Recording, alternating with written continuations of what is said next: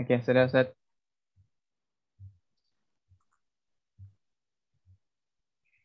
Baik, silakan. Ya, bismillahirrahmanirrahim. Assalamualaikum warahmatullahi wabarakatuh. Waalaikumsalam warahmatullahi wabarakatuh. Alhamdulillah wallazi anzala sakinata fi qulubil mu'minin. Asyhadu an la ilaha illallah wahdahu la syarikalah wa asyhadu anna Muhammadan abduhu wa rasuluh la nabiyya ba'da. A'udzu billahi minasyaitonir rajim. Bismillahirrahmanirrahim. Laqad kana lakum fi Rasulillahi uswatun hasanah liman kana yarjullaha wal yaumal akhir wa dzakarallaha katsira. Shadaqallahul azim. Para santri, santriwati dan para ustadz, ustazah, hafiz, hafizoh, para tokoh di sini, tokoh yang paling yang akan memberikan kita tauji adalah Ustadz Umar Faruk, ya. Kemudian juga para ustadz di Geria Quran. Ya. Pertama-tama kita harus mengucapkan syukur, alhamdulillah. Oh ya, satu lagi para orang tua, ya, orang tua atau para alumni juga yang mudah-mudahan juga sudah hadir di sini. Ya. Pertama-tama tentu saja kita harus mengucapkan syukur, alhamdulillah, tidak putus-putusnya kepada rezeki, kesehatan, rezeki kebahagiaan, dan terutama adalah rezeki hidayah, iman Islam yang masih alhamdulillah bercokol di dalam diri kita, dan itu adalah modal kita yang utama untuk menghadapi dunia ini dan menghadapi hari setelah dunia ini selesai. Salam dan selawat senantiasa kita haturkan kehadirat Nabi Muhammad Sallallahu Alaihi Wasallam kepada keluarganya, kepada sahabatnya, dan kepada umatnya, pengikutnya hingga akhir zaman. Dan mudah-mudahan kita semua tercatat sebagai umat Nabi Muhammad SAW, sehingga berhak untuk mendapatkan syafaatnya di yaumil akhir kelak. Dan kemudian hari ini, malam ini, alhamdulillah kita berkesempatan untuk mengadakan maulid, peringatan maulid Nabi Muhammad Sallallahu Alaihi Wasallam yang kita adakan secara online. Keluarga besar Pesantren Tahfiz Al-Quran Geria Quran mengadakannya secara online. Dan ini juga suatu istilahnya berkah juga ketika pandemi berlangsung, di mana kita tidak bisa bebas untuk bertemu secara offline, secara langsung, ternyata akhirnya kita terpaksa untuk beradaptasi dengan cara bertemu secara online. Nah, tapi kemudian tadinya kita merasa bahwa online itu sangat membatasi pergaulan atau silaturahim kita, tapi ternyata ada positifnya juga, ya, karena online itu ternyata bisa menggabungkan orang-orang dari tempat yang jauh-jauh, dan juga orangnya bisa banyak dan bisa langsung melihat pada pembicara. Mudah-mudahan kita bisa memanfaatkan kemudahan teknologi ini dalam bidang dakwah. Karena kemajuan teknologi ini itu bermata dua sebenarnya, bisa digunakan secara positif dan bisa negatif. Tentu saja sebagai seorang Muslim kita menggunakannya dengan positif, yaitu salah satunya adalah dengan menyebarkan dakwah seperti ini. Tapi nanti insya Allah di masa sesudah pandemi berlalu, mudah-mudahan kita bisa bertemu muka dengan secara langsung dalam acara-acara, misalnya acara maulid seperti ini. Nah, kami harapkan mungkin pada hari ini, pada malam ini, insya Allah Ustadz Umar Faruk bisa memberikan bekalan, memberikan arahan, memberikan taujih kepada kami, baik santri, santriwati, ustadz, ustazah, dan seluruhnya, ya, para orang tua, para alumni, tentang makna dari maulid Nabi Muhammad Sallallahu Alaihi Wasallam. Di mana beberapa versi menceritakan bahwa maulid itu kapan bermulanya. Ya. Salah satu yang saya paling saya paling suka lah kira-kira gitu ya. Itu adalah yang menceritakan bahwa sebenarnya peringatan Maulid Nabi Muhammad ini, ya kalau sekarang kita bilang itu ulang tahun gitu, itu dicetuskan pada saat masa Panglima Salahuddin Al-Ayyubi, ya pada sekitar tahun 1200 ya 1100 sekian atau 579 Hijriah. Dengan atas usulan dari saudara iparnya Muzaffaruddin namanya ya. Nah, mengapa diusulkan supaya ada peringatan hari lahir dari Nabi Muhammad SAW yang mulia? Ternyata alasannya adalah bagaimana supaya umat Islam saat itu menggali kembali, mengenal kembali, mengidolakan kembali atau mencontoh kembali kehidupan Nabi Muhammad SAW, kisah hidupnya, kisah kepahlawanannya, kisah bagaimana beliau berlaku, ya, karena laqad kana lakum fi Rasulillahi uswatun hasanah. Ya. Karena sesungguhnya contoh yang terbaik itu ada pada Nabi Muhammad. Nabi Muhammad adalah uswatun hasanah. Nah, akan tapi kalau misalnya contoh yang harusnya ada pada Nabi Muhammad, tapi umat tidak mengenal Nabi Muhammad SAW, masa kecilnya, masa remajanya, ketika berumah tangga, kemudian ketika beliau memimpin, ketika beliau menjadi pemimpin umat, pemimpin negara, dan seterusnya, maka memang susah untuk mencontoh, karena tidak ada gambaran. Nah, pada saat itu, nanti mungkin dibetulkan oleh Ustadz Umar Faruk, ya, kalau sejarah ini mungkin versi yang kurang benar, ya. Tapi ada banyak pelajaran yang dapat kita dapatkan, yang bisa kita dapatkan dari kisah itu, yaitu ketika Muzaffaruddin ini ya mengusulkan kepada Salahuddin Al-Ayyubi untuk membuat semacam acara peringatan hari kelahiran Nabi Muhammad SAW dengan cara menceritakan kembali kisah Nabi Muhammad dari mulai lahir sampai kemudian tutup usia. Ya. Diceritakan kembali kepada umat, diceritakan kembali kepada rakyat, pada muslim-muslimat, dan itu membangkitkan semangat dari umat Salahuddin Al-Ayyubi yang saat itu sedang dalam masa perperangan, perang salib dengan tentara salib, ya, tentara Kristen, ya, tentara non-Muslim. Ya. Nah, ternyata dengan adanya Maulid yang menggambarkan, menceritakan kembali kisah-kisah Nabi Muhammad SAW, maka akhirnya semangat itu muncul, semangat itu terpacu di dada para kaum muslimin sehingga mereka bisa memenangkan pertempuran. Ya. Nah, mudah-mudahan hal seperti itu juga bisa terjadi sekarang. Jadi Maulid tidak dimaknai hanya sebagai kumpul-kumpul, kemudian makan-makan mungkin ya, kemudian mendengarkan barzanji atau yang lain, tapi kita tidak bisa maknai secara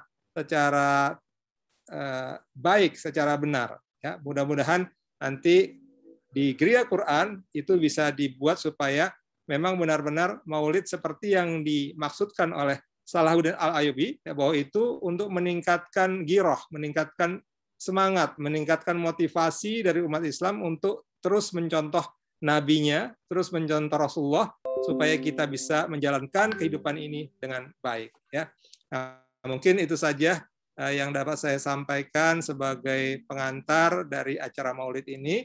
Terima kasih atas kesediaan dari Ustadz Umar Faruk. Ini anak dari Ustadz saya, ya, Ustadz Abdurrahman Suhaimi. Ya.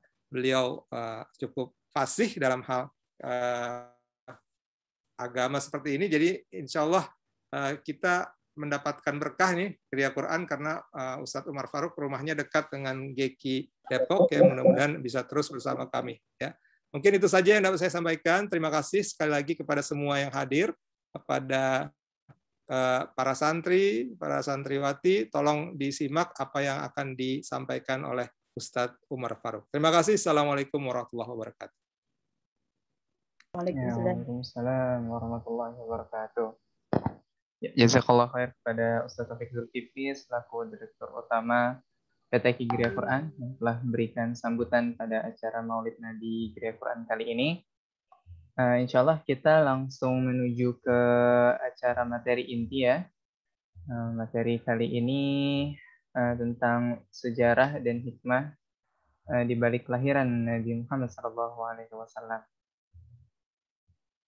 Insya Allah pembawa materi ini Ustadz Umar Faruq.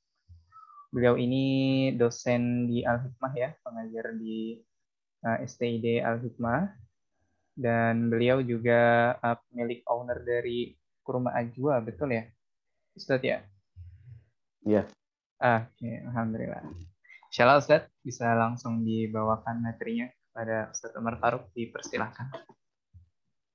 Bismillahirrahmanirrahim. Assalamualaikum warahmatullahi wabarakatuh. Waalaikumsalam warahmatullahi wabarakatuh. Innal hamdalillahi rabbil alamin. Nahmaduhu wa nasta'inuhu wa nastaghfiruhu wa nastahdihi wa natubu ilaihi wa natawakkalu alaihi wa na'udzu billahi min shururi anfusina wa min sayyiati a'malina man yahdihillahu fala mudilla lahu wa man yudlil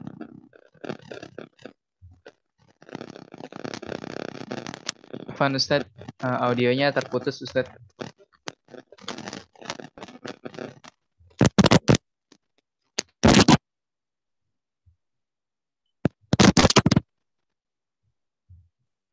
tes. Sudah nyala belum? Iya, terdengar Ustadz. Sudah nyala?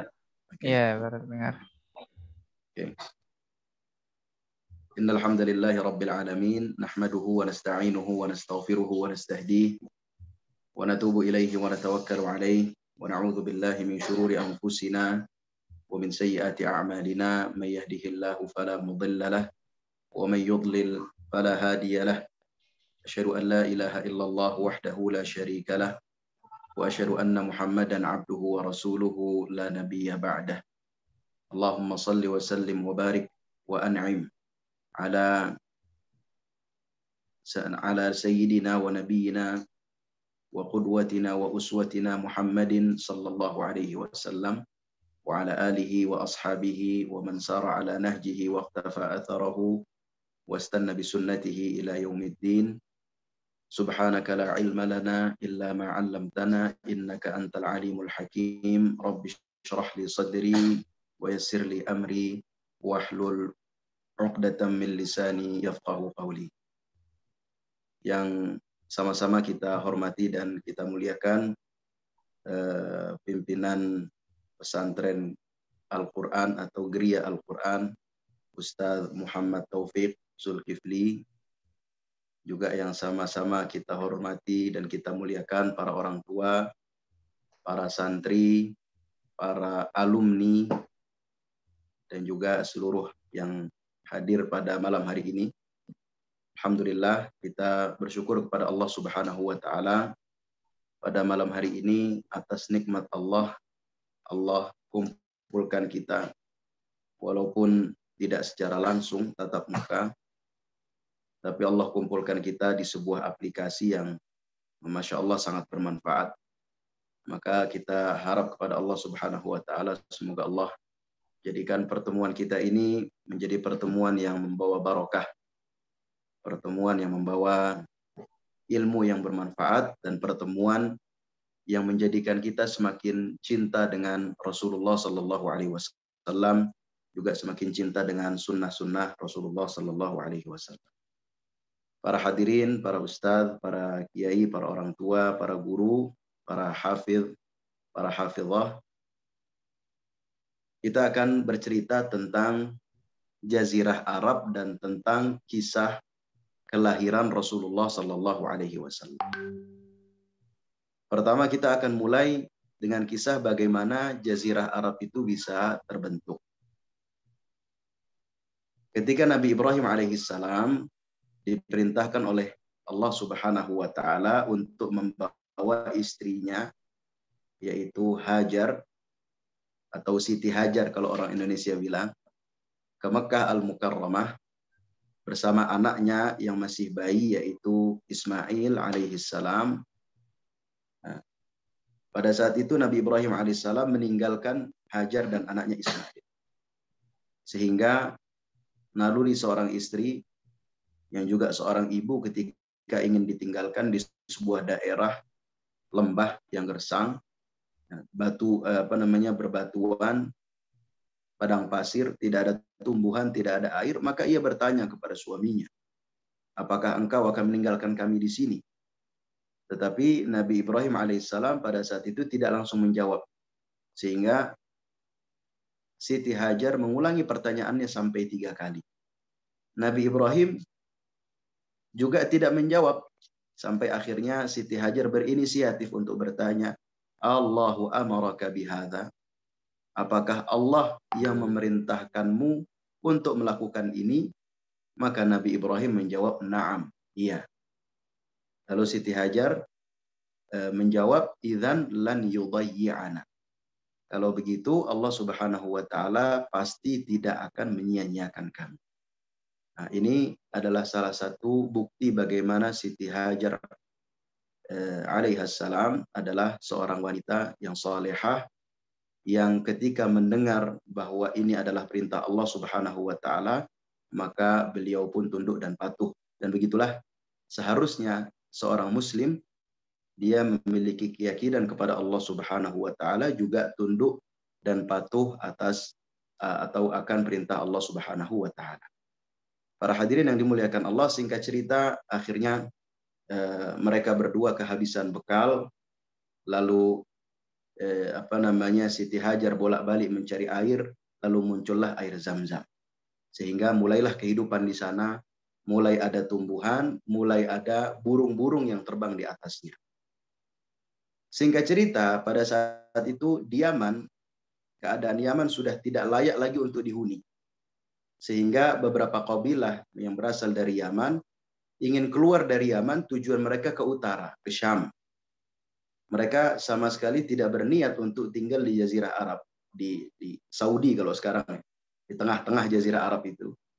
Karena memang tidak ada kehidupan di sana, dan tidak pernah diriwayatkan ada kehidupan di sana. Sehingga mereka menuju ke Syam, berniat untuk menuju ke Syam.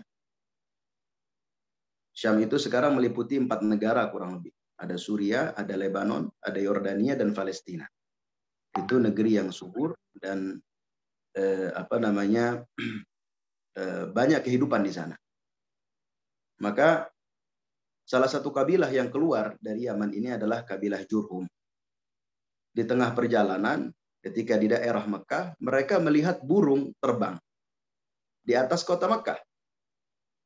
Maka menurut ilmu orang dulu, kalau ada burung terbang di atas suatu tempat, pasti di bawahnya ada sumber kehidupan. Maka mereka menuju ke arah burung tersebut, lalu mereka dapatkan Siti Hajar dan Ismail bayi, Ismail kecil. Maka kabilah Jurhum pun minta izin kepada Siti Hajar agar kami diizinkan untuk tinggal di sini dan kami diperbolehkan untuk memanfaatkan air yang ada di sini, yaitu air Zam-Zam.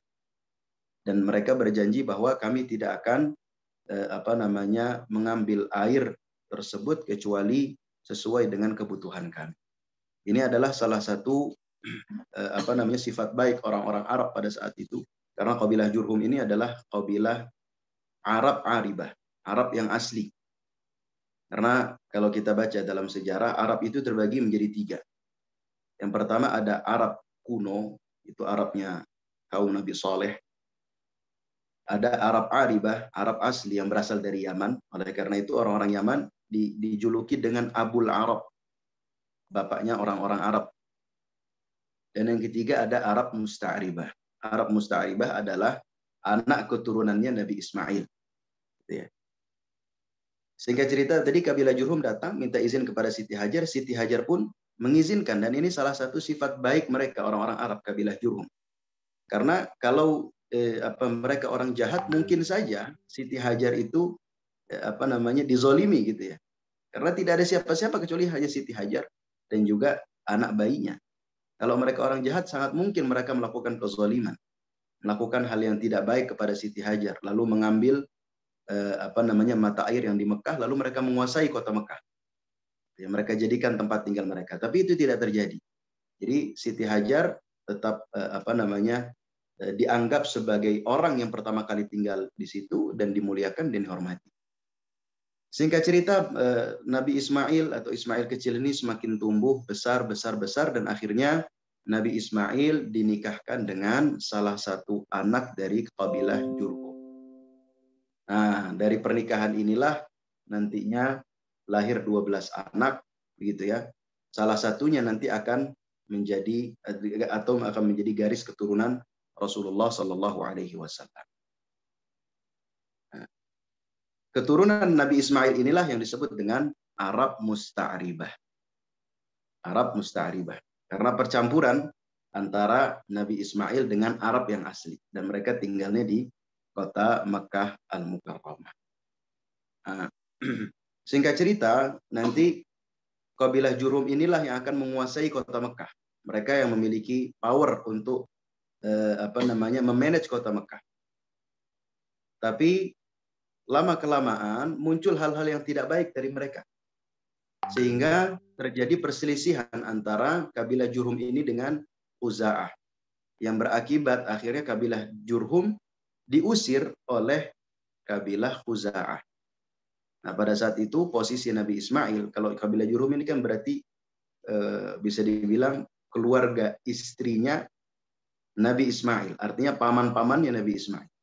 Ketika terjadi perselisihan antara kabilah Jurhum dengan Bani Khuza'ah, Nabi Ismail posisinya netral. Beliau tidak membela paman-pamannya, juga tidak membela Bani Khuza'ah. Nah, setelah itu Zamzam pun dihilangkan jejaknya. Zamzam dihilangkan jejaknya.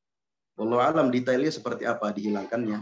Apakah ada yang mengatakan dihilangkan karena memang sudah muncul kemusyrikan di tengah-tengah mereka, kesyirikan di tengah-tengah mereka, sehingga Allah Subhanahu wa taala menghapuskan jejak Zamzam.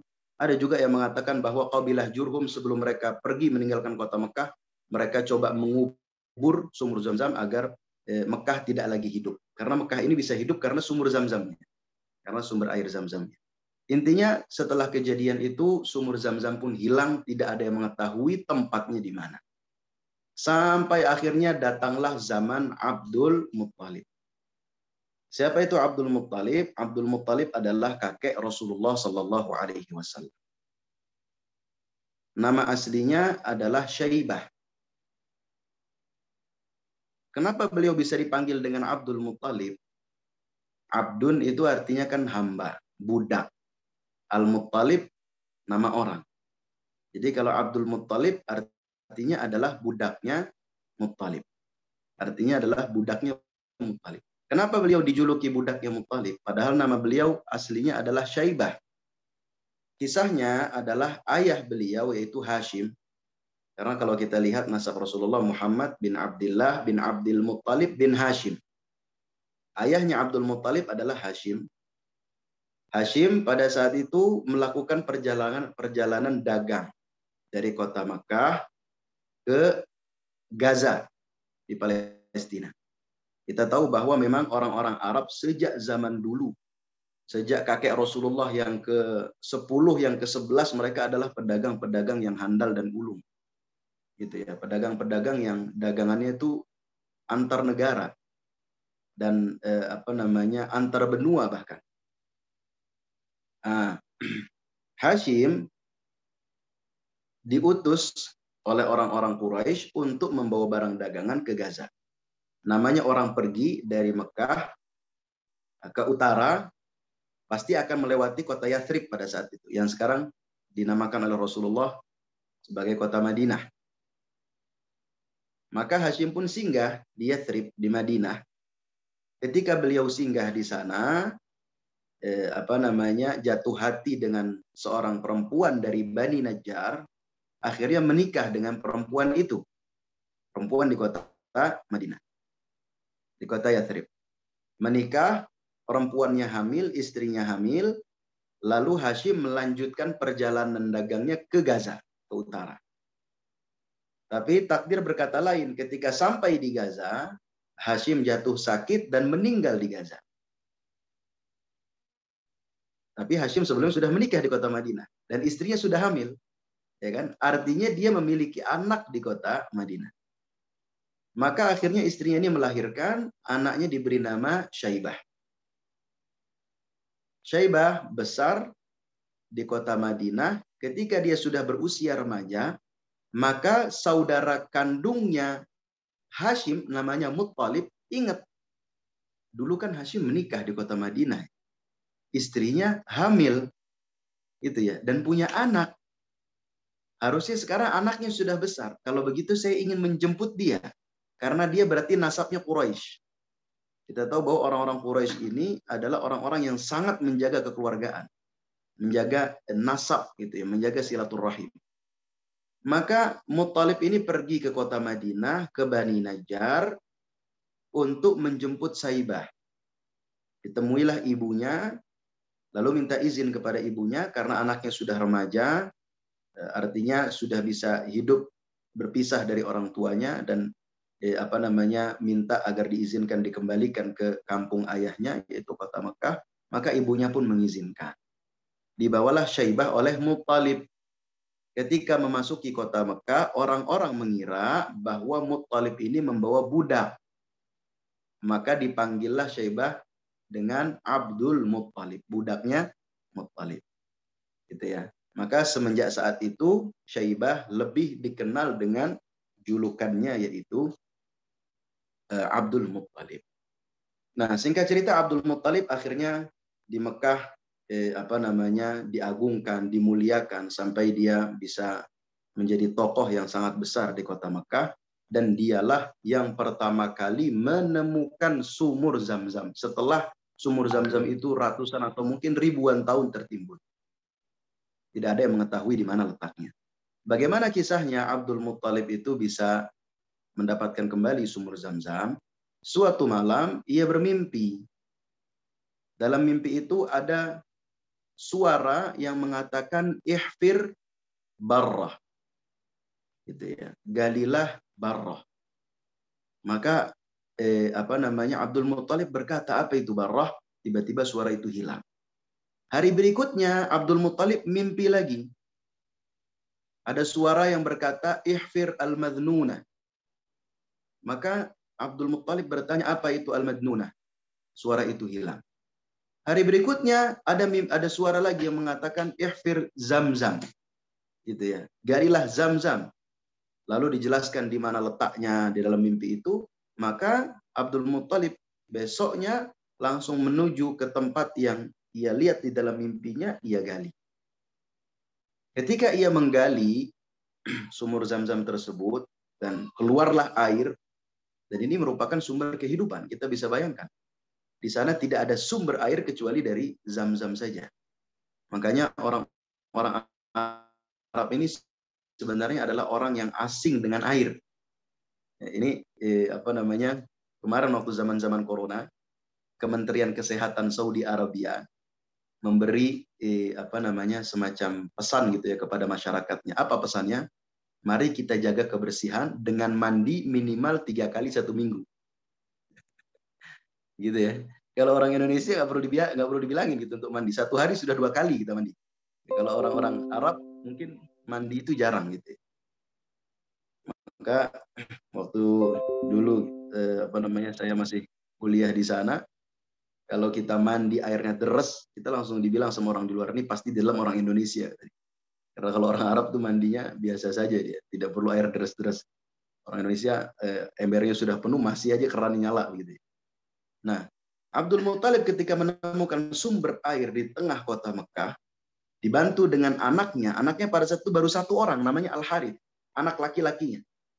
Jadi Abdul Muttalib pada saat itu hanya baru memiliki 1 anak laki-laki namanya Al-Harith. Maka pada saat itu orang-orang Quraisy mengatakan, ini air milik kami, milik kita semua, Quraisy. Karena air ini berada di kota Mekah. Tapi kata Abdul Muttalib, tidak, ini air milik saya. Saya yang berhak untuk mengaturnya. Kenapa? Karena saya menemukannya. Akhirnya mereka bertikai. Hampir terjadi pertikaian yang cukup serius gitu ya. Sampai akhirnya mereka katakan, bagaimana kalau kita meminta keadilan gitu ya, meminta keputusan kepada seorang dukun yang ada di Syam. Dulu kan belum ada polisi ya, belum ada pengadilan. Jadi kalau mereka ingin mencari keadilan, perginya ke dukun. Akhirnya pergilah mereka ke Syam. Di tengah perjalanan, persediaan air Abdul Muttalib habis. Sehingga ia minta kepada saudara-saudara orang Quraisy. Tapi orang Quraisy yang lain mengatakan, kita tidak mau memberikan. Kecuali air Zam-Zam engkau akui menjadi milik orang Quraisy. Abdul Muthalib tidak rela. Kalau begitu kita lanjutkan perjalanan. Ketika dilanjutkan perjalanan, sekarang gantian. Airnya orang-orang Quraisy pun habis. Gitu ya. Akhirnya mereka kehausan. Mereka pun bingung harus ngapain di tengah jalan ini. Ya kan? Sampai ada usulan bagaimana, ya sudah kita tunggu saja. Siapa yang mati duluan kita galikan kuburnya. Ada yang mati kita galikan kuburnya, gitu ya. Tapi Abdul Muthalib berkata kita tidak boleh menyerah. Kita harus jalan ke depan sana. Siapa tahu di sana ada mata air.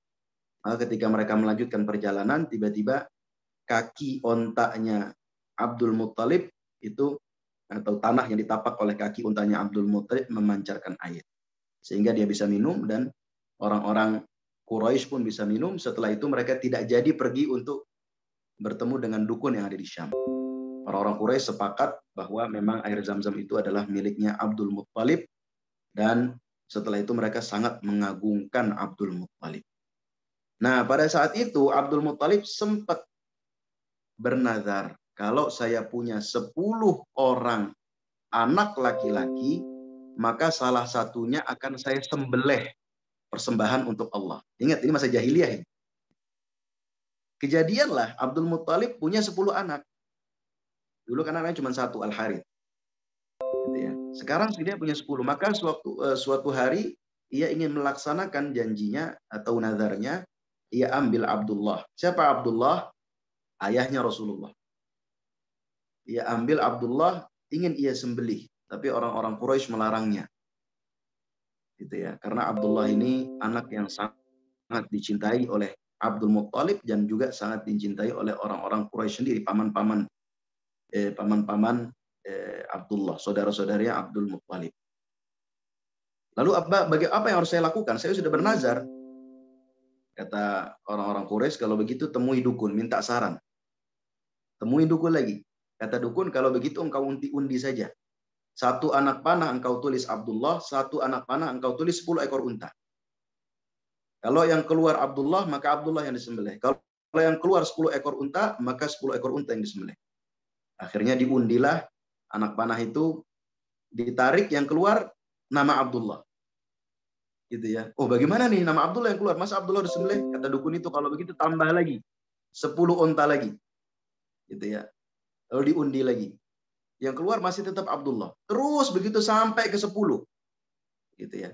Yang ke 10 baru keluar 10 unta. Berarti 10 kali 10 sudah 100 unta. Sehingga Abdul Muthalib pada saat itu menyembelih 100 unta untuk menggantikan Abdullah. Maka sebagian ulama mengatakan bahwa hukum orang yang membunuh tidak sengaja, hukumannya kan dia harus membayar diat. Diatnya nilainya 100 ekor unta. Dia kan diambil dari kisah ini.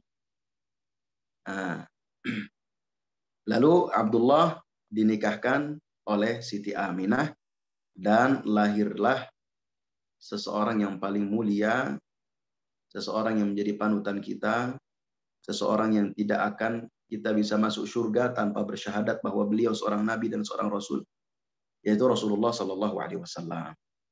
Kapan beliau dilahirkan? Beliau dilahirkan disepakati oleh para ulama hari Senin.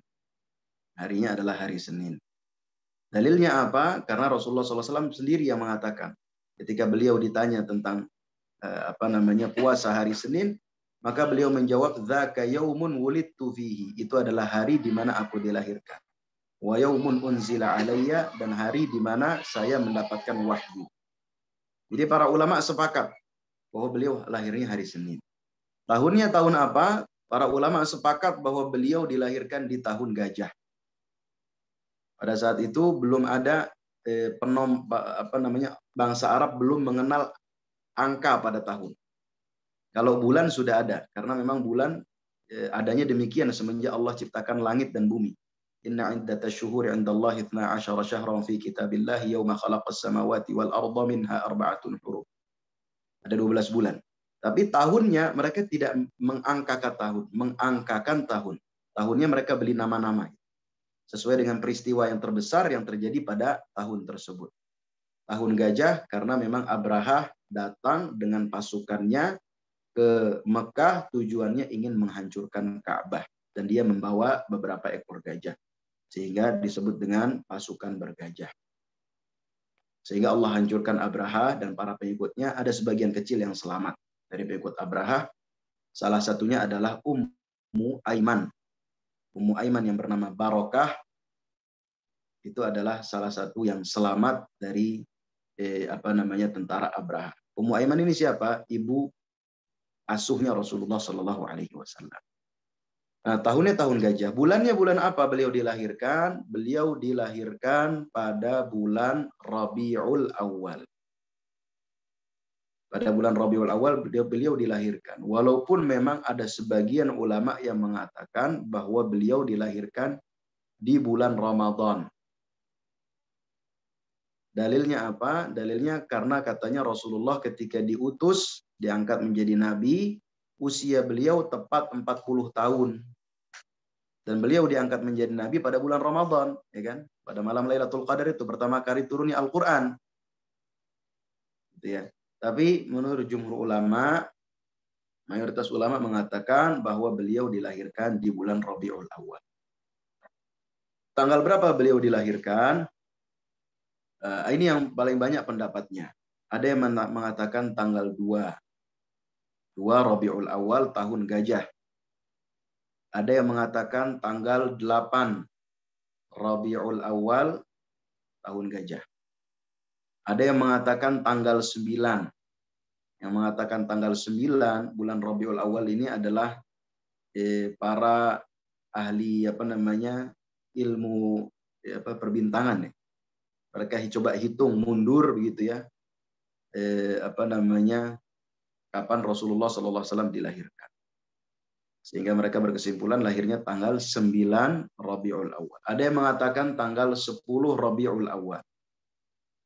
Ada yang mengatakan tanggal 12 Rabiul Awal. Dan ini pendapat yang paling populer di mana-mana.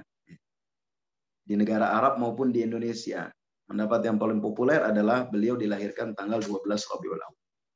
Ada lagi yang mengatakan beliau dilahirkan tanggal 17 Rabiul Awal.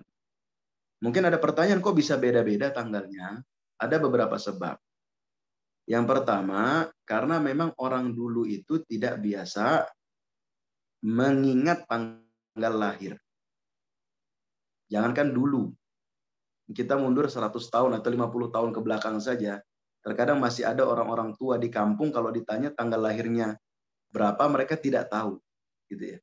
Atau lahir tahun berapa, mereka tidak tahu. Mereka tahunya intinya dulu diceritakan oleh orang tuanya, katanya mereka lahir ini ketika misalkan panen jagung gitu. Atau ketika Belanda sedang lawan apa gitu ya. Jadi memang alasan yang pertama kenapa bisa berbeda-beda, yang pertama karena memang orang dulu tidak biasa untuk mengingat tanggal lahir. Yang kedua, karena ketika Rasulullah SAW dilahirkan, beliau masih manusia biasa. Tidak ada yang mengira bahwa beliau akan diangkat menjadi nabi. Tidak ada yang mengira bahwa beliau akan menjadi seorang rasul. Manusia biasa saja, layaknya manusia biasa. Sehingga tanggalnya tidak dipastikan, diingat gitu, dicatat. Barulah nanti ketika beliau menjadi seorang nabi dan seorang rasul, orang-orang coba mengingat-ingat lagi kapan kira-kira Rasulullah dilahirkan. Sehingga banyaklah terjadi perbedaan pendapat. Selanjutnya, ada beberapa riwayat, namun riwayat tersebut lemah. Riwayat tentang peristiwa yang terjadi ketika Rasulullah SAW lahir. Dan ini sering disebutkan di dalam kitab-kitab sejarah, namun kata para ulama sanadnya lemah. Contohnya, misalkan Rasulullah SAW dilahirkan dalam kondisi tangannya seperti duduk bersandar dan matanya melihat ke atas langit. Seperti ini.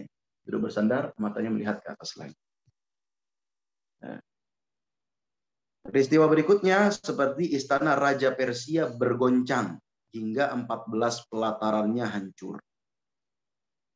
Peristiwa berikutnya yang sering disebutkan dalam kitab-kitab sejarah adalah api yang disembah oleh orang-orang Majusi itu tiba-tiba padam.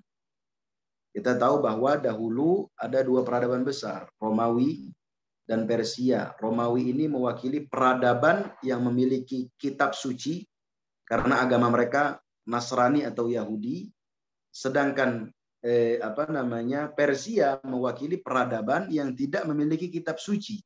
Agama mereka itu menyembah matahari atau api. Jadi mereka sangat mengagungkan api. Ada satu api yang tidak padam sama ratusan tahun. Jadi dinyalakan oleh mereka, orang nenek moyang mereka, dan selalu diisi lagi bahan bakarnya. Sehingga api itu tidak padam-padam. Nah, tiba-tiba ketika Rasulullah lahir, api itu padam. Tapi itu sanadnya lemah, kata para ulama. Lalu ada peristiwa lain, yaitu Rasulullah dilahirkan dalam keadaan tersunat. Wulida makhtunan. Tapi juga hadisnya lemah. Yang terakhir, jimat yang dipakai oleh ibu beliau terpotong-potong ketika beliau Shallallahu Alaihi Wasallam lahir. Itu beberapa kejadian yang terjadi ketika Rasulullah Shallallahu Alaihi Wasallam dilahirkan. Lalu bagaimana nasab Rasulullah Shallallahu Alaihi Wasallam? Beliau adalah Muhammad bin Abdullah bin Abdul Muttalib bin Hashim bin Abdi Manaf bin Qusay bin Kilab bin Murrah bin Ka'ab bin Lu'ay bin Ghalib bin Fihr bin Malik bin An-Nadr bin Kinanah bin Khuzaimah bin Mudrikah bin Ilyas bin Mudar bin Nizar bin Ma'ad bin Adnan bin Ismail bin Ibrahim. Sampai Ibrahim inilah yang disepakati oleh para ulama. Adapun antara Nabi Ibrahim dengan Nabi Adam alaihissalam diperselisihkan oleh para ulama. Nama-namanya. Bukan hanya nama-namanya saja yang diperselisihkan, tapi jumlah kakek antara atau jarak antara Nabi Ibrahim dengan Nabi Adam alaihissalam itu berapa keturunan. Ada yang mengatakan cuma 10 keturunan. Ada yang mengatakan sampai 40 keturunan, gitu ya. Intinya antara Ibrahim dengan Nabi Adam itu para ulama berselisih. Yang disepakati oleh para ulama antara Nabi Muhammad dengan Nabi Ibrahim alaihissalam. Intinya Nabi Muhammad keturunan Nabi Ibrahim alaihissalam. Nah, riwayat yang benar tentang keadaan beliau ketika beliau dilahirkan adalah bahwa beliau dilahirkan dalam keadaan yatim. Sebagaimana yang Allah firmankan di dalam surat Ad-Duha, alam yajidka yatiman fa'awa. Bukankah Allah mendapatkanmu dalam keadaan yatim, lalu Allah melindungimu, gitu ya. Alam yajidka yatiman fa'awa.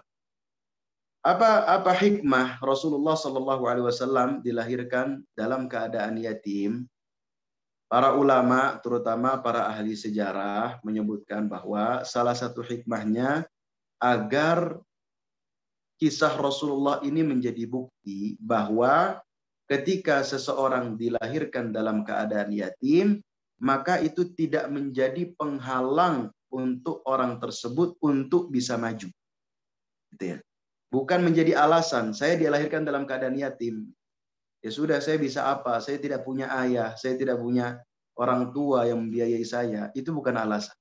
Karena Rasulullah SAW dilahirkan dalam keadaan yatim dan beliau hidupnya struggle dari beliau kecil dan beliau bisa menjadi orang besar, bahkan bisa menjadi seorang nabi dan seorang rasul yang Allah Subhanahu wa taala pilih. Nah, hadirin yang dimuliakan Allah, Bapak-bapak dan ibu-ibu dan para santri, ada orang-orang yang terdekat dengan Rasulullah Shallallahu Alaihi Wasallam. Yang pertama adalah ibu kandung beliau, yaitu Siti Aminah. Yang kedua adalah ibu susu beliau.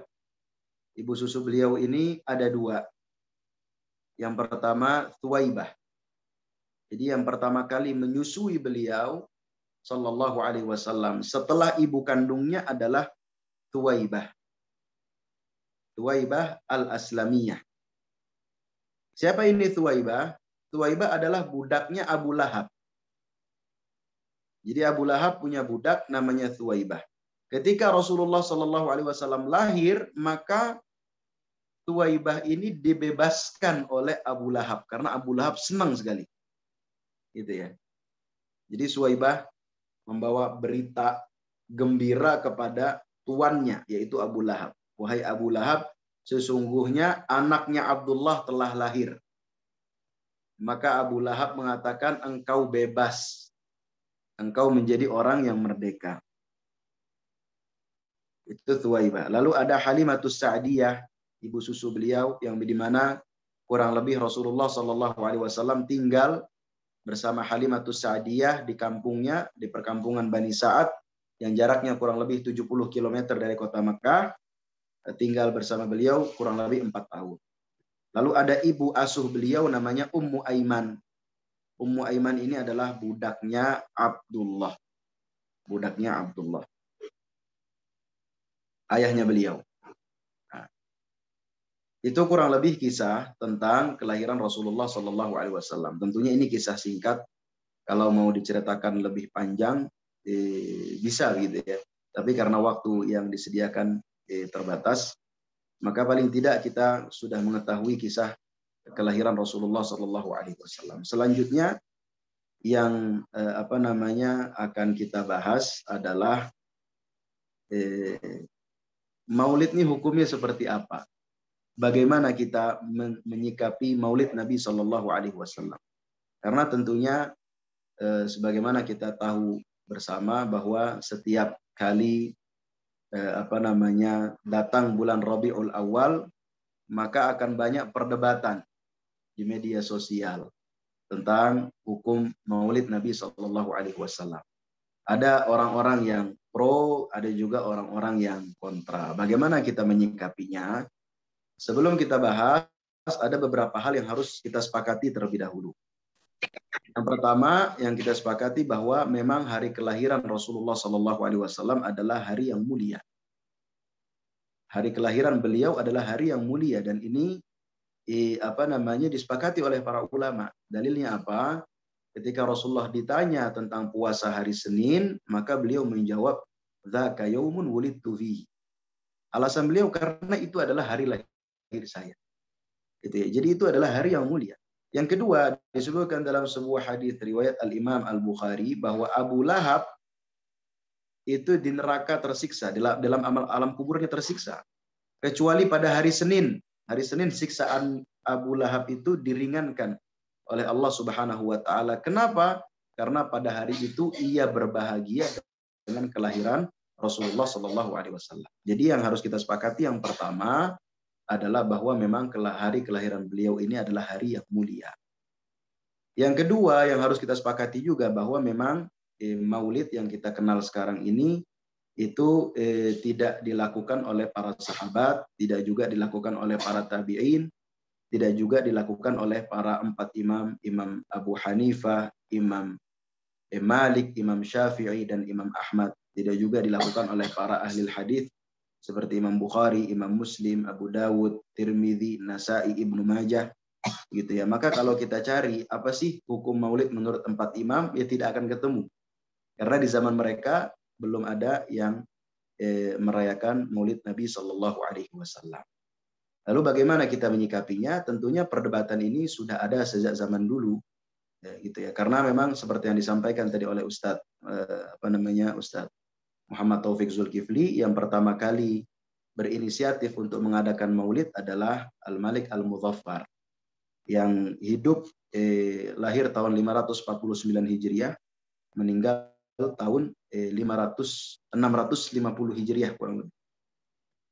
Al-Malik Al-Muzaffar itu yang pertama kali berinisiatif untuk mengadakan Maulid Nabi Shallallahu Alaihi Wasallam. Tujuannya memang karena melihat pada saat itu masyarakat sudah mulai banyak yang tidak mengenal tentang Rasulnya, sejarah-sejarah beliau, maka tujuannya agar hari ini dijadikan momen, gitu ya, untuk kembali mengingatkan kaum muslimin tentang nabi mereka, sejarah nabi mereka, dan seterusnya. Tapi tetap saja namanya satu hal yang baru, ada pasti yang pro, ada yang kontra. Dan bagaimana kita menyikapinya, ya sudah, lapang dada saja. Saya akan menyebutkan beberapa fatwa para ulama, dari yang pro maupun kontra. Ini tentunya ulama-ulama zaman dulu. Kita coba ambil perkataan para ulama yang kontra terlebih dahulu, baru setelah itu yang pro, gitu. Ini tujuan saya menyampaikan agar kita mungkin punya wawasan yang lebih gitu ya, bahwa memang perdebatan ini sudah ada sejak lama, bukan baru-baru ini saja. Seperti yang disebutkan oleh Imam Tajuddin Al-Fakihani, ini salah satu ulama Malikiyah yang meninggal tahun 734 Hijriah. Beliau mengatakan, la a'lamu li hadzal maulidi aslan fi kitabin wala sunnah. Saya tidak mengetahui adanya satupun dalil dari Al-Quran dan Sunnah tentang maulid. Wala yunqalu amaluhu an ahadin min ulama'il ummah.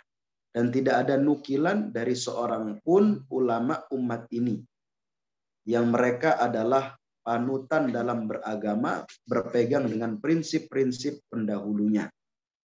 Bahkan peringatan ini adalah perbuatan bid'ah yang dibuat oleh ahlil batil. Jadi saya akan menyebutkan dulu ulama yang kontra ya. Lalu sikap kita seperti apa? Ini yang pertama. Yang kedua, Al-Imam Asy-Syatibi. Beliau meninggal tahun 790 Hijriah. Beliau mengatakan, فَمَعْلُومٌ أَنَّ إِقَامَةَ الْمَوْلِدِ عَلَى الْوَصْفِ الْمَعْهُودِ بَيْنَ النَّاسِ بِدْعَةٌ مُحْدَثَةٌ, kata beliau. وَكُلُّ بِدْعَةٍ ضَلَالَةٍ. Ini kata Imam Syatibi. Semua paham bahwa mengadakan maulid seperti yang ada di masyarakat di masa ini adalah bid'ah. Sesuatu yang baru dalam agama dan semua bid'ah adalah sesat. Itu kata Imam Syatibi. Selanjutnya Imam Sakhawi, beliau mengatakan aslul maulidi asy-syarifi lam yunqal an ahadin minas salafis salih fil quruni thalathatil mufaddalah.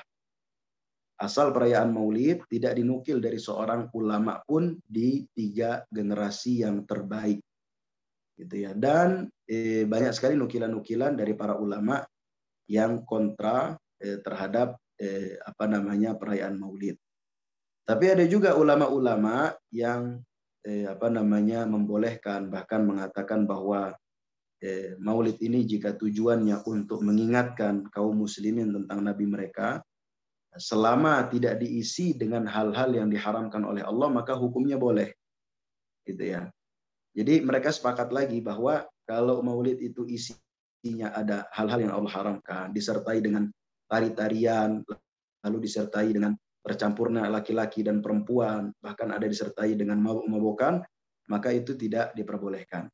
Tapi kalau isinya untuk mengingatkan kembali tentang Nabi Shallallahu Alaihi Wasallam, maka itu diperbolehkan. Contohnya misalkan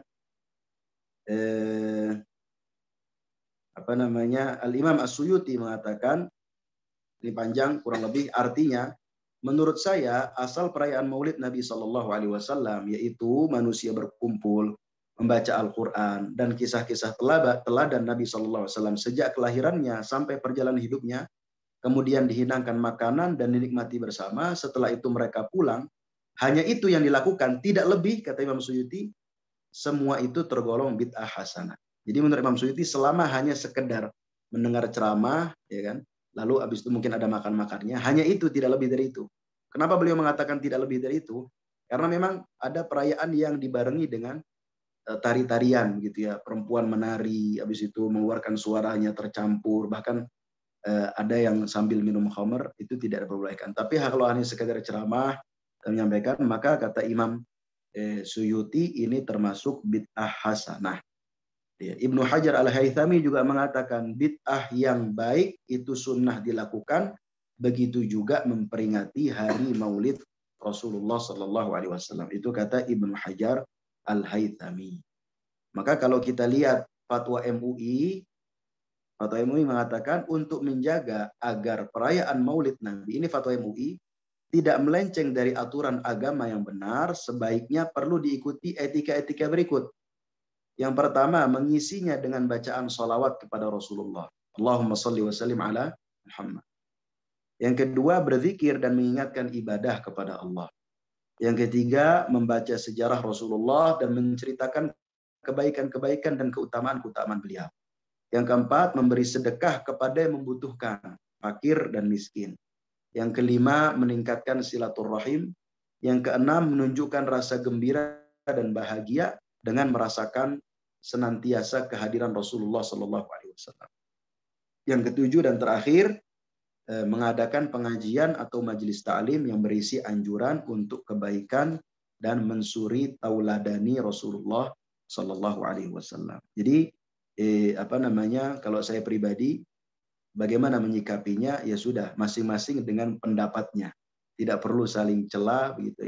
Yang mungkin tidak kontra, mereka juga punya ulama-ulama seperti yang populer di zaman sekarang. Mereka juga ada ulama-ulamanya yang bolehkan seperti Al-Imam Suyuti, Imam Ibnu Hajar Al-Haythami, dan juga para ulama-ulama yang lain, selama maulid itu diisi dengan hal-hal yang baik, sebagaimana fatwa MUI tadi diisi dengan 7 hal yang telah saya sebutkan. Kurang lebihnya mohon maaf, itu yang bisa saya sampaikan karena waktu sudah habis. Semoga apa yang disampaikan ada manfaat yang bisa diambil dan ada ilmu yang bisa diamalkan, dan semoga juga menambah wawasan kita semua. Mohon maaf bila ada salah-salah kata, mohon diingatkan bila ada ilmu yang salah dari yang telah disampaikan.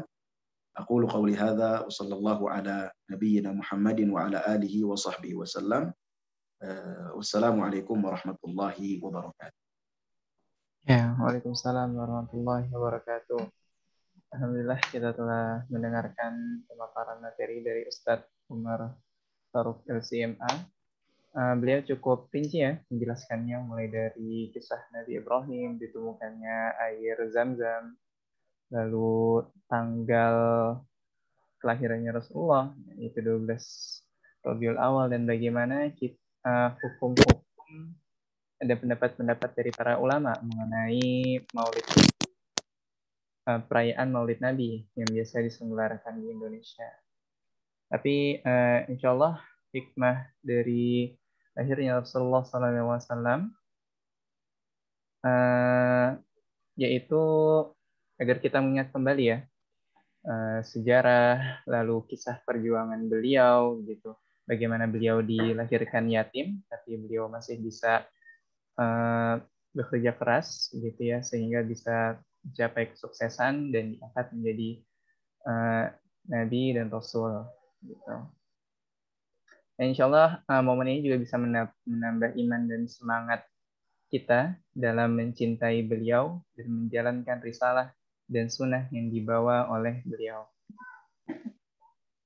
Insya Allah kita masuk ke sesi tanya jawab. Di sesi tanya jawab ini kita berikan 2 pertanyaan untuk santriwati, 2 pertanyaan untuk santri, dan 2 pertanyaan dari umum gitu. Jadi para orang tua atau alumni yang ingin bertanya bisa melakukan fitur raise hand ya.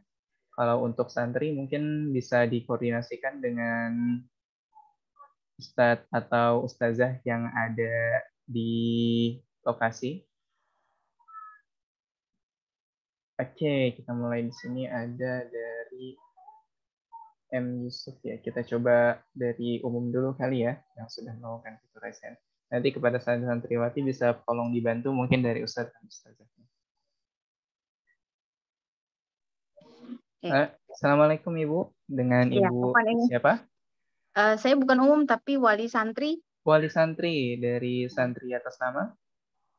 Atas nama Aiko Yusuf di. Oh, oke, baik.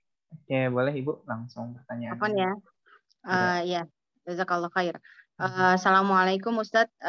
Saya mau tanya, ini tadi Ustadz menyinggung mengenai Abu Lahab yang bergembira atas kelahirannya Rasulullah SAW.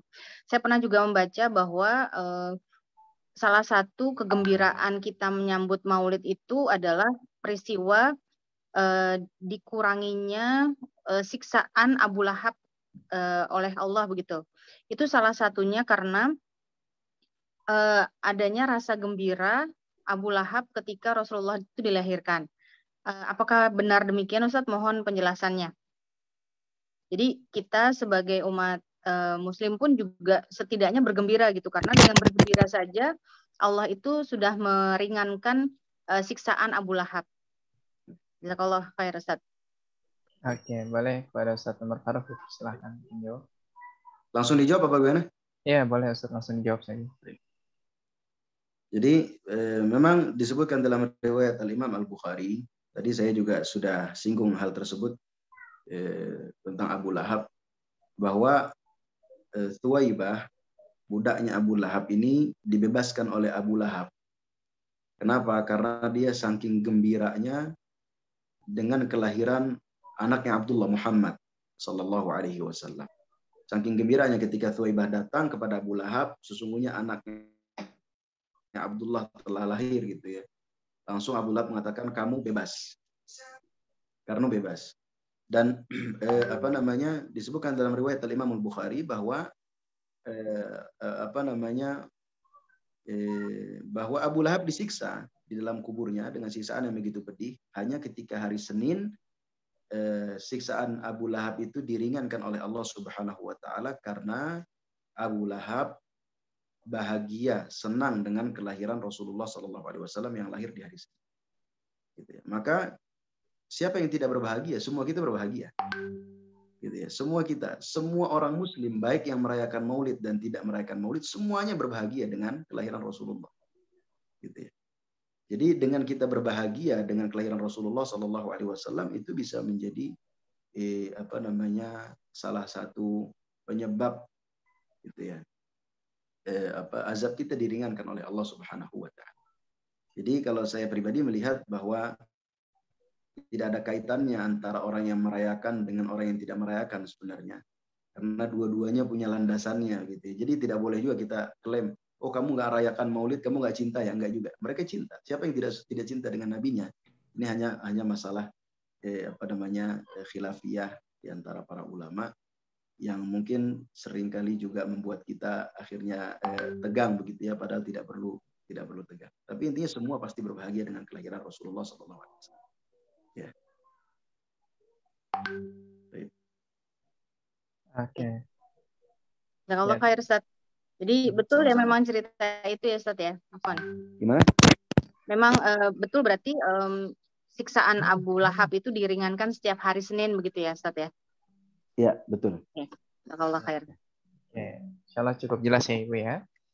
Ya, jazakallah khair kepada orang tua dari Maryam Aiko, betul ya Ibu ya? Ya. Oke, sekali lagi mungkin kalau misalnya ada dari orang tua, wali, santri, atau alumni atau dari umum yang ingin bertanya, langsung raise hand saja. Untuk santri-santrinya kepada ustadz yang ada di tempat bisa dikondisikan mungkin kalau misalnya ada yang bertanya.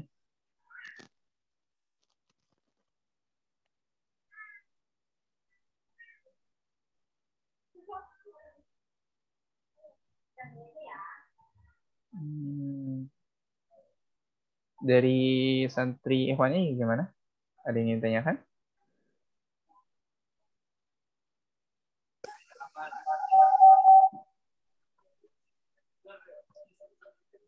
Aduh, ya. Boleh mungkin?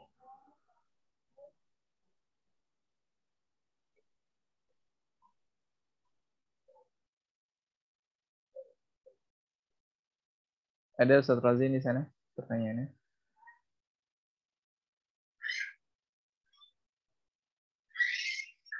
Oh ya, untuk santri Ahwat dibuka saja mic-nya yang ada di laptop, dinyalahin ya. Nanti bisa langsung ngobrol di sana, mungkin sebutkan nama, nanti baru langsung bertanya di sana.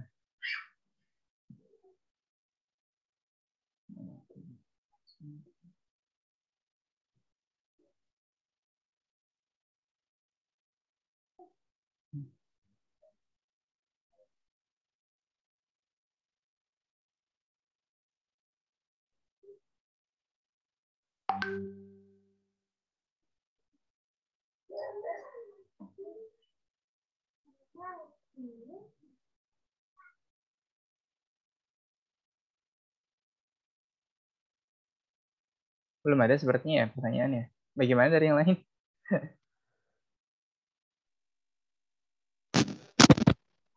Iya. Kalau nggak ada, alhamdulillah. Jadi insya Allah untuk santri dan santriwati kebetulan kita ada hadiah bagi yang ingin bertanya gitu. Ya. Jadi kalau misalnya ada pertanyaan langsung dari santri dan santriwati bisa langsung tanyakan.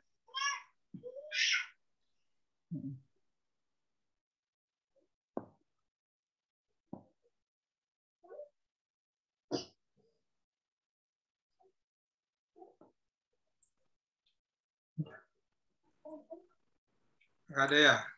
Oh, belum. Saya Oke, Ustaz. Silakan Ustaz, kalau saya bertanya. sambil nunggu ya, Ya, Ya, Ustadz Umar, Iya, bisa Ustaz. tolong dijelaskan tentang keturunan Nabi Muhammad, apa Habib atau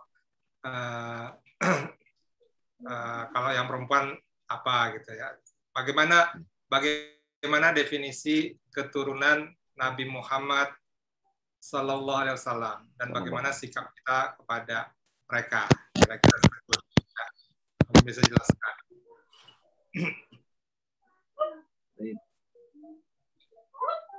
Rasulullah Shallallahu Alaihi Wasallam memiliki anak 7 orang, 4 perempuan, 3 laki-laki. Dari yang laki-laki tidak ada keturunan. Dari yang perempuan, Utsman bin Affan menikah dengan 2 anak Rasulullah Shallallahu Alaihi Wasallam, yaitu Ummu Kulthum dan juga Ruqayyah. Apakah dari pernikahan pernikahan Utsman bin Affan dengan Ummu Kulthum dan Ruqayyah ada anak? Diriwayatkan ada anak. Yang kita kenal bahwa keturunan Rasulullah itu kan dari Ali dan Fatimah. Fatimah menikah dengan Ali bin Abi Thalib. Lalu dari situ lahirlah Hasan dan Husain. Lalu keturunan Rasulullah dari Hasan dan Husain seluruhnya. Tapi dari pernikahan Utsman bin Affan dengan Ruqayyah atau dengan Ummu Kulthum itu ada anak. Tapi anaknya meninggal ketika masih kecil. Gitu ya. Sehingga memang kalau kita lihat dari garis keturunan, yang akhirnya memiliki keturunan itu hanya dari jalur pernikahan Ali bin Abi Thalib dengan Fatimah Az-Zahra. Dengan Fatimah lahirlah Hasan Husain. Dari Hasan Husain inilah keturunan Rasulullah Shallallahu Alaihi Wasallam itu ada sampai zaman sekarang. Itu yang dikenal dengan istilah Habib atau Habaib. Kalau yang perempuan istilahnya Syarifah. Kalau di Saudi sana istilahnya itu Syarif. Kalau di Indonesia Habib. Memang mereka adalah keturunan-keturunan Rasulullah Shallallahu Alaihi Wasallam. Ana pernah tanyakan ini sendiri kepada beberapa syekh yang ada di Saudi. Syekh, keturunan Rasulullah ada nggak sampai zaman sekarang? Beliau menjawab, kabilah-kabilah yang kita kenal itu adalah keturunan Rasulullah, seperti As-Segaf, Al-Jufri, ya kan? Apalagi Syihab, dan banyak lainnya. Mereka adalah memang keturunan-keturunan Rasulullah Sallallahu Alaihi Wasallam. Entah dari jalurnya Hasan, dan banyak rata-rata dari jalurnya Hasan, ada juga yang dari jalurnya Husain, tapi itu lebih sedikit. Bagaimana sikap kita terhadap terhadap keturunan Rasulullah Sallallahu Alaihi Wasallam? Maka sikap kita harus memuliakan mereka, tidak boleh menyakiti mereka, gitu ya. Tidak boleh menzalimi mereka. Mereka adalah darah Rasulullah Sallallahu Alaihi Wasallam mengalir dalam tubuh mereka, maka harus dihormati. Banyak cerita bagaimana para ulama yang mengerti agama ketika mereka mengetahui bahwa seseorang ini adalah keturunan Rasulullah Sallallahu Alaihi Wasallam, pasti akan sangat dihormati. Walaupun terkadang tidak seluruh keturunan Rasulullah Sallallahu Alaihi Wasallam itu menjadi ulama, gitu ya. Karena ilmu agama ini tidak diwariskan. Ilmu agama itu innamal ilmu bitta'allum, kata Rasulullah, wal hilmu bittahallum. Sesungguhnya ilmu itu dengan belajar. Tidak lantas karena anaknya Rasulullah atau keturunan Rasulullah pasti ilmunya banyak, tidak juga. Banyak yang keturunan Rasulullah menjadi pedagang juga ada, atau mungkin yang tidak bisa bahasa Arab sama sekali juga ada. Ada yang menjadi ulama besar. Intinya selama mereka keturunan Rasulullah, maka kita harus muliakan mereka. Itu saja. Jazakumullah khairan katsiran. Waalaikumsalam. Udah banyak tuh pertanyaan di chat kayaknya. Iya, oke. Ya, aku bantu bacain ya. Untuk pertanyaan-pertanyaannya ini. Tadi dari umum sudah ada 2 ya, saya dari Ustaz Taufik, dan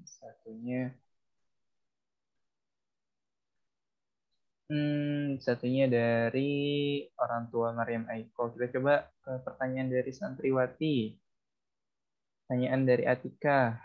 Ustadz, apakah kisah tentang Nuaimin sahih atau tidak? Nuaimin yang mana? Ustadz, paham Nuaimin? Ya. Ana nggak paham soalnya. Ana nggak tahu Nuaiman itu apa. Mungkin kurang jelas sekali pertanyaannya. Ya. Coba saya bacakan yang kita cukup jelas sekali pertanyaannya. Oke. Ya, di atasnya masih banyak tentang. Ya, aku coba bacakan ya, insya Allah ya. Assalamualaikum warahmatullahi wabarakatuh dari Ibu Tukiati. Orang tua dari santri Zahronur. Mohon bertanya Ustadz, bagaimana cara menyikapi jamaah yang selalu menyalahkan kebiasaan kita meringati maulid? Mereka selalu bilang bid'ah, jazakallah khair. Bagaimana Ustadz? Silakan. Iya. Memang perselisihan ini tidak akan ada habisnya sampai hari kiamat. Gitu ya, karena masing-masing tentunya berpegang dengan apa yang diyakini. Yang diyakini tidak merayakan maulid dan mengatakan bahwa maulid itu bid'ah. Memang ada ulama-ulama yang mengatakan seperti itu, seperti yang sudah Ana sampaikan tadi. Adapun yang merayakan maulid dengan mengikut Imam Suyuti punya kitab namanya Husnul Maqsid fi Amalil Maulid, tujuan yang baik dalam mengerjakan maulid gitu. Dan juga imam-imam yang lain pasti juga masing-masing berpegang teguh dengan pendapatnya. Intinya kalau saya pribadi ya sudah masing-masing dengan pendapatnya. Masing-masing dengan pendapatnya, karena tidak akan bisa kita memaksa orang untuk mengikuti pendapat kita. Yang mengatakan dia misalkan dia tidak mau maulid ya sudah dengan pendapatnya. Yang mengatakan maulid ya sudah dengan pendapatnya. Gitu ya. Toh tanggung jawab nanti masing-masing di hadapan Allah Subhanahu wa taala. Yang penting kita ketika beragama berusaha beragama dengan sebaik-baiknya. Ini tuh. Oke, baik Ustaz. Ini kita coba bacakan pertanyaan dari santri ya. Mungkin di sini ada dari santriwati menanyakan tentang asal Syiah dari mana, Ustaz. Oke, cukup dalam ini. Boleh mungkin Ustaz? Langsung dijawab saja. Iya. Nanti santri Ikhwan mau tanya langsung. Dari santri Ahmad dulu aja. Pertanyaannya. Asal Syiah dari mana? Ini kalau diceritakan satu pertemuan lagi sebenarnya. 1 jam lagi gitu ya. Cuman intinya bahwa Syiah ini adalah orang-orang yang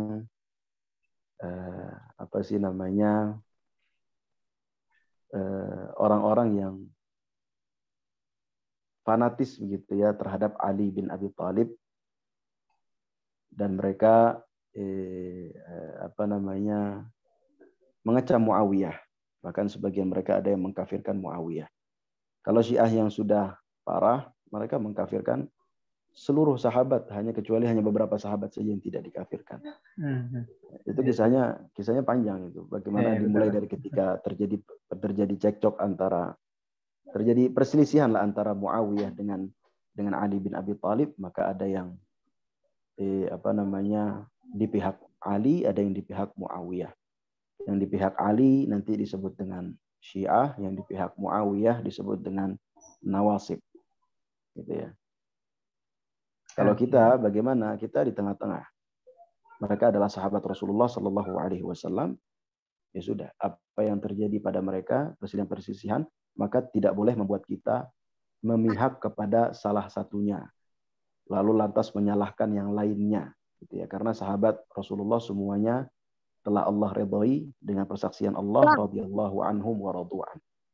Jadi kisah awal dari situ sebenarnya perselisihan antara Muawiyah dengan Ali.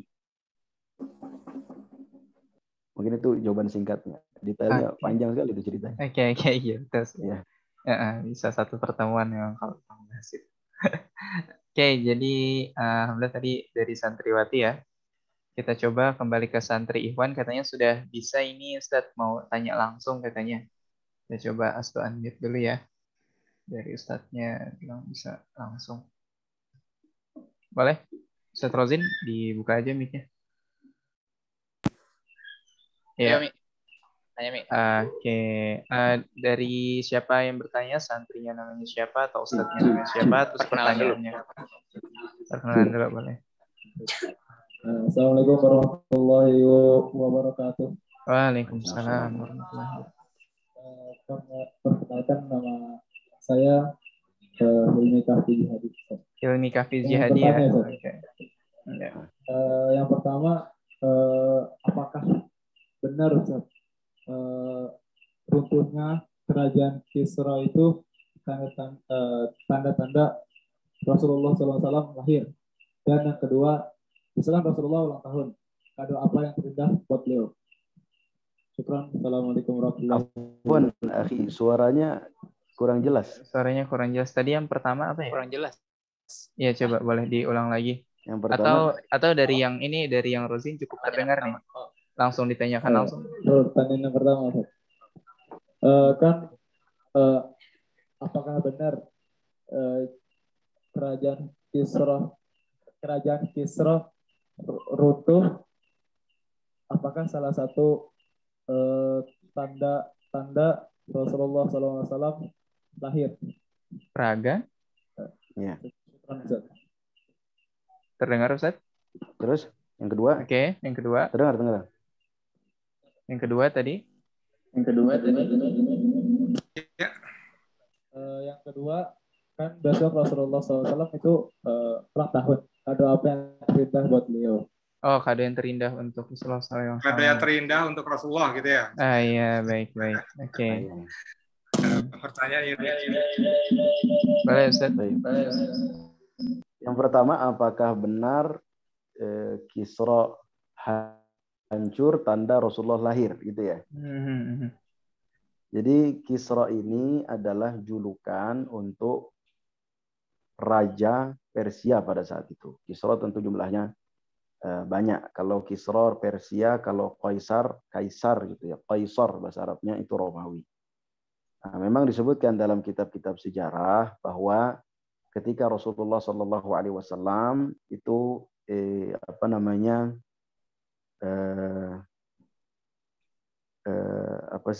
istana Raja Persia, istana Kaisar itu hancur.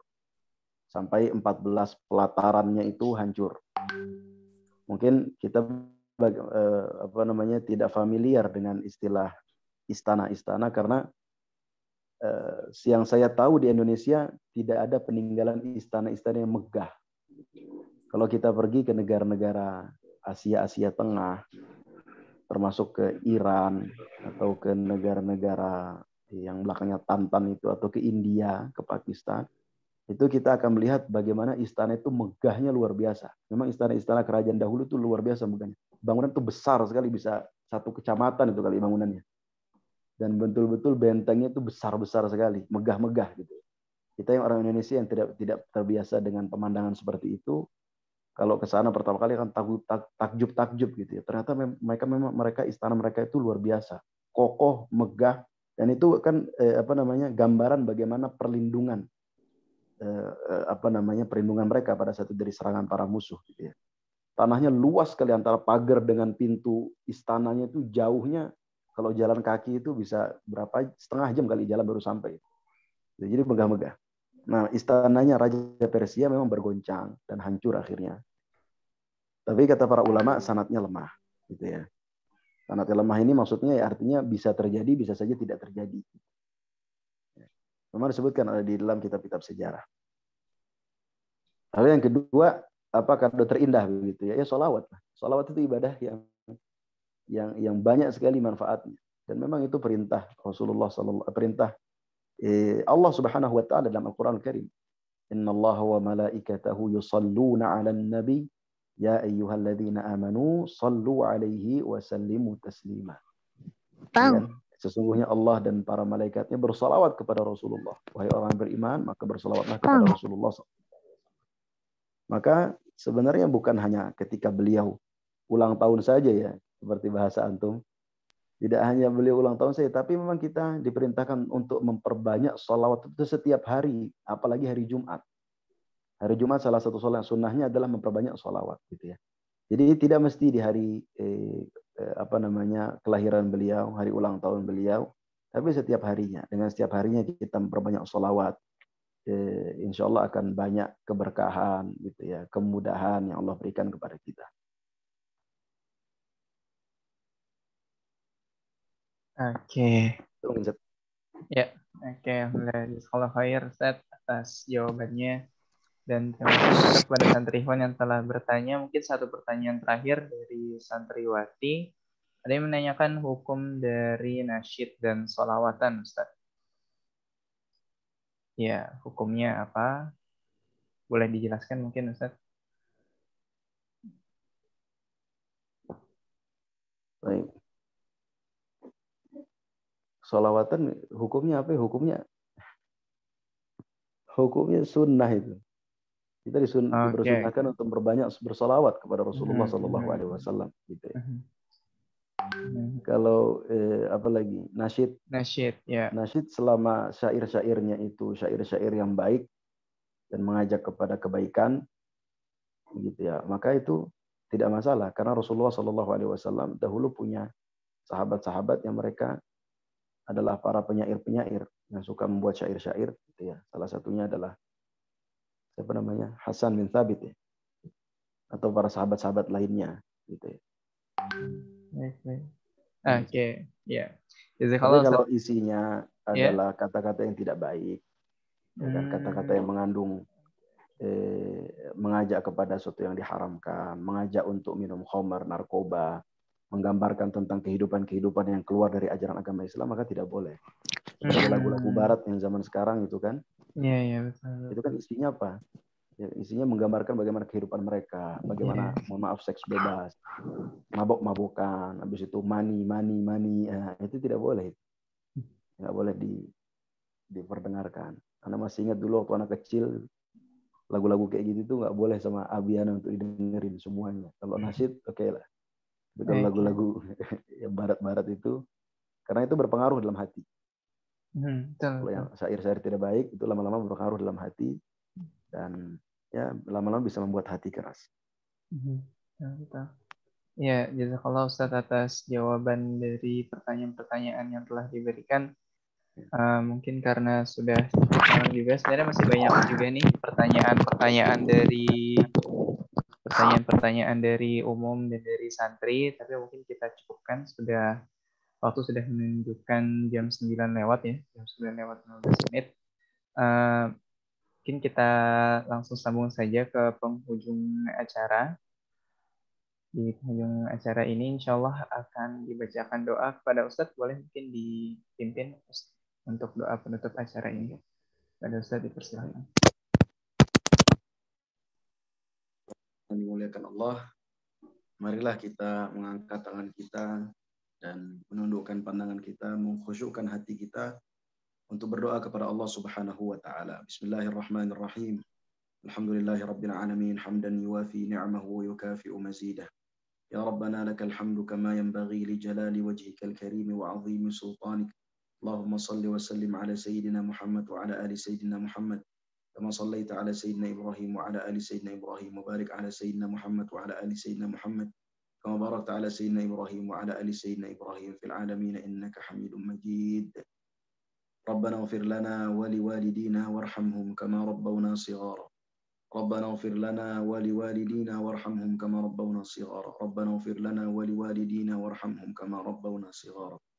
اللهم إنا نسألك إيمانا لا يبيد ونعيما لا ينفد وقرة عين لا تنقطع ومرافقة النبي محمد صلى الله عليه وسلم في أعلى جنة الخلد برحمتك يا أرحم الراحمين.